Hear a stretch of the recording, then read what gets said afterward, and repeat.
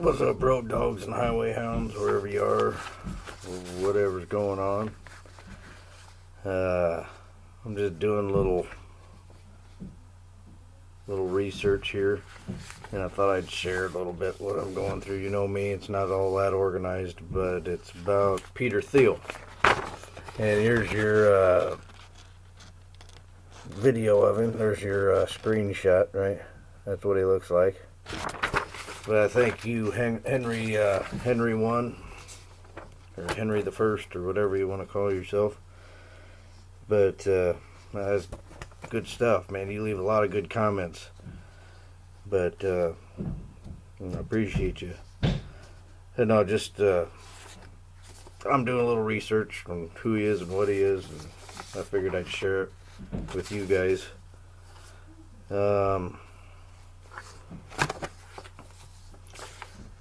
I guess the reason why I'm interested in him is because Henry I left a comment on one of my videos talking about, I think the last one, about Trump's inauguration.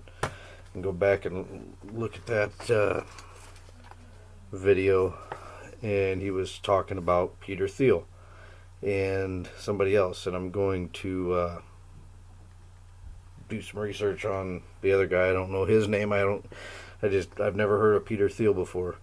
A lot of you guys probably have, but I'm just gonna pull out what I know about him, or what I'm learning anyway. Write in the comments if you know more about him, but what I like so far, or what I see so far, I like. I'm an entrepreneur myself. I'm doing a little startup. It's not something that I'm really advertising, but it's something that I got my dream team together, and it's really exciting because I've had this vision for a long time, and I've got the people in line, and they're backing me. So it's a good feeling. Anyway, so Peter Thiel, he's an entrepreneur and really got a good attitude. I like playing the game of Risk, and the way that I play the game of Risk, I build up like massive armies, so they're like so huge that you just can't defeat. There's no competition at all, and that's kind of the way he approaches business. And that's the way I like it too. It's just, I'm not into competing. I'm into the idea of something that's freaking awesome. But anyway, so he was a co-founder of PayPal. He's also an early investor in Facebook. And he's got a founders fund, and that has invested in Lyft and Airbnb, which I actually was thinking about my house that I'm trying to sell, thinking about turning it into an Airbnb. Everything's in flux, I want to buy Litecoin with it, but if the price does something goofy, I'm not necessarily bound to that, but that's really what I want to do. It's one of the things that I want to do, possibly. I'm flexible. You have to be flexible in life. But as of now, it's still the same thing. Here's another interesting thing. PayPal, he partnered... Oh, yeah.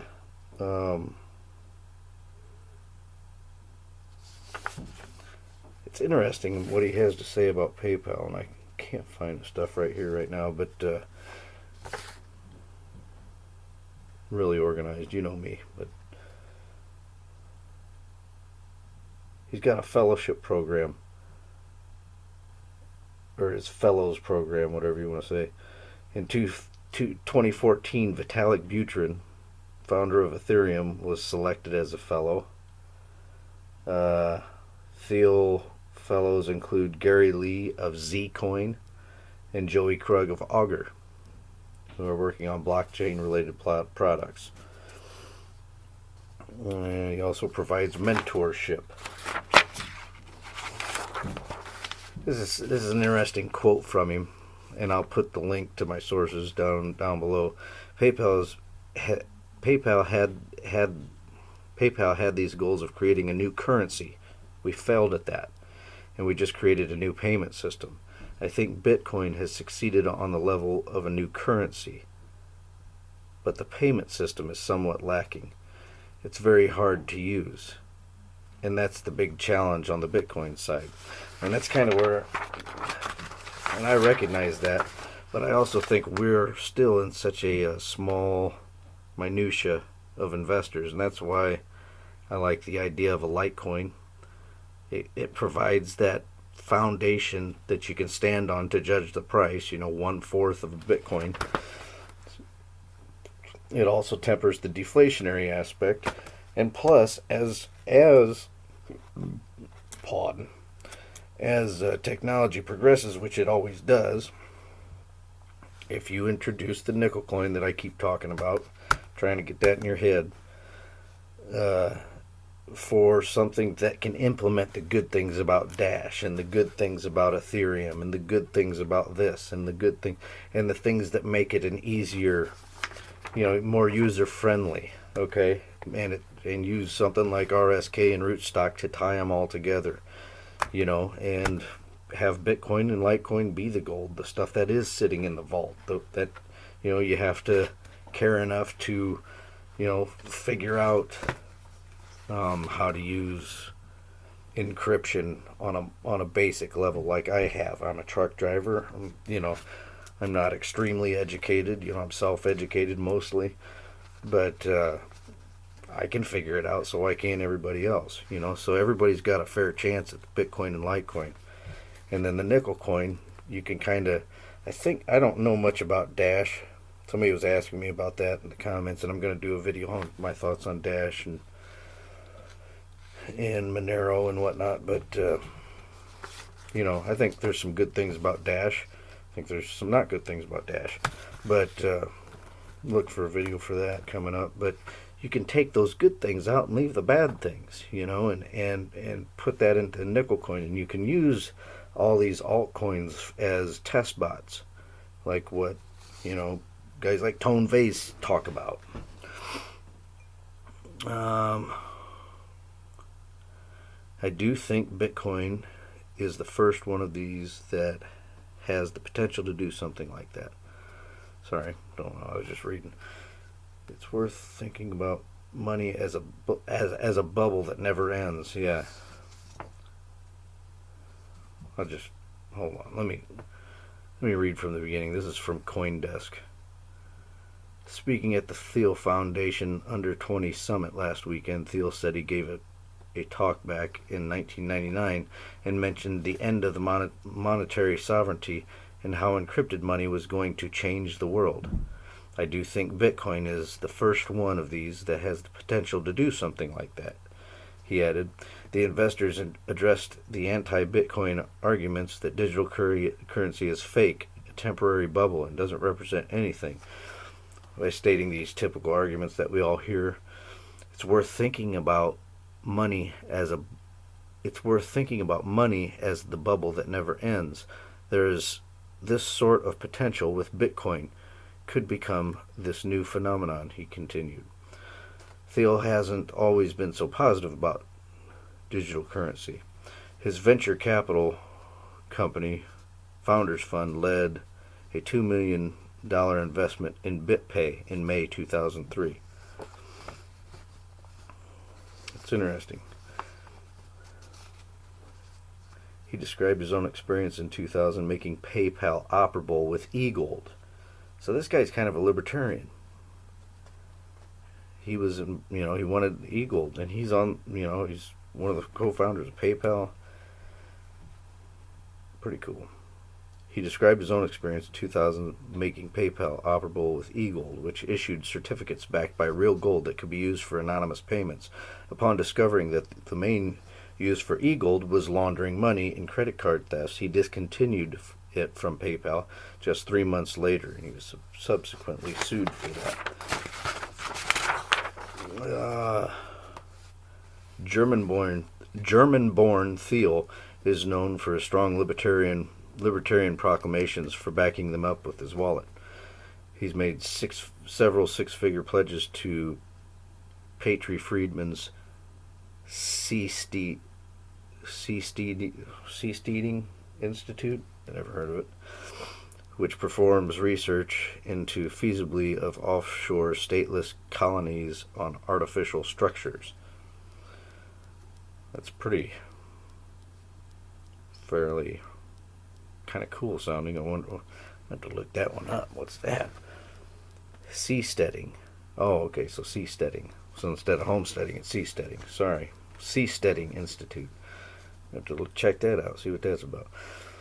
His Thiel Fellowship offers an annual $100,000 to 20 people under the age of 20, provided they drop out of the university to pursue an entrepreneurial career.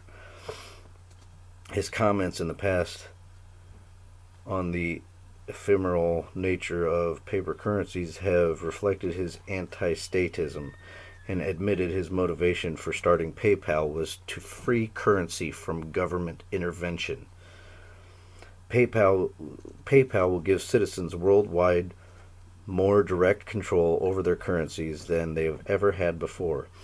It will be nearly impossible for corrupt governments to steal wealth from their people through their old means, but if they try, they will switch to dollars, pounds, or yen, in effect dumping their worthless local currency for something more secure, he said. So this guy has a liberty mindset. You know, he wants to maximize freedom. I like that. Thiel. Oh, that one's nothing. So, and I don't know if I said this, but he was put on Trump's transition team into the White House after, and that's why I'm kind of talking about him, because I'm trying to figure out what's going on with Trump and Bitcoin. But this guy is definitely a good thing to be somewhat involved somehow, and who knows. But this is a question that I came across. It says that Thiel donated $1.25 million to Trump's campaign. Is that like some kind of a PAC or something that exists apart from Trump? Because I thought the whole Trump campaign was funded by Trump himself, and he wouldn't take any money from anybody. Whatever, just kind of weird. It's very hard to use that. That's the big idea on the Bitcoin side. You know, Bitcoin's not user-friendly. At nickel coin, you could implement some user-friendly things, plus you could fairly distribute it to single moms, you know, and people who need welfare. You know, you could do something with that, with a nickel coin. And if technology would increase, you know, 50 years after a nickel coin was released, you know, you could do something with a copper coin, you know, and keep the idea of money what it is. You know, maybe it will be too deflationary, we don't know. But, you know, I don't really want to be licking the boots of Bitcoin Jesus for, you know, and his kids forever. Whatever. Since Thiel has been vocal in expressing the need for a solid infrastructure around digital currencies like Bitcoin,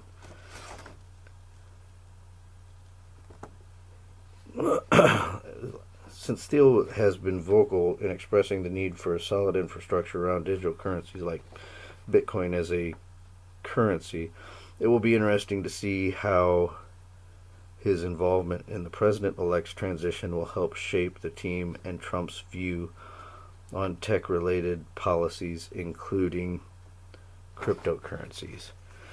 And just give you a little brief little snippet of something that I heard him say, and I thought you guys might like. Yeah, it's kind of my entrepreneur thing, but anyway, shut up and let him talk. And this is why I think competition is always this very two-edged thing. When you compete ferociously, you will get better at that which you're competing on, but you will always narrow your focus to beating the people around you, and it often comes at this very high price of losing sight of what is more important or perhaps more valuable. And that's, you know, I think it's the idea that's most important, not beating somebody else out of something. That's just kind of the way I think. Now, let me go to Google. I want to see what he's doing now. And I don't know why I didn't look this up, because see if, I mean, is he getting a place in He's a German-American entrepreneur. Wow, that's kind of weird. Some of the stuff that I just posted on my